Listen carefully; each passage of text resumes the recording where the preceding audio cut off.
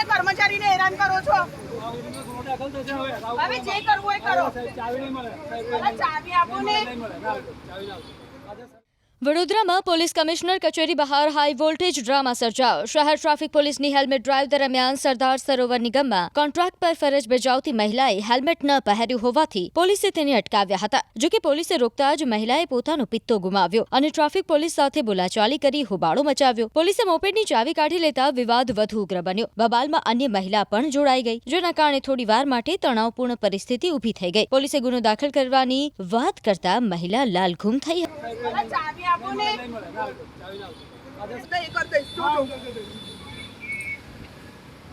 મને કહો છો ગુનો દાખલ કરીશ. હું તમને શું પ્રોબ્લેમ કરી તો મારા પર ગુનો દાખલ કરો છો? તમે ગભરાવ કે ના ગભરાવ મને કઈ ફરક નહીં પડતો. મને મારી ગાડી આપો, ગાડીની ચાવી આપો બસ. આ ખોટું છે સર, આ ખોટું છે, આ ખોટું છે સર. તમે ખોટી રીતે મને ફસવી રહ્યા છો, બરાબર છે? આ ખોટું છે. હા, આટલી સચ્ચાઈથી કામ કરો છો ને તો જે ગુનેગાર છે એ લોકોને પકડો. અમારે જેવી છોકરીઓને ના પકડશો.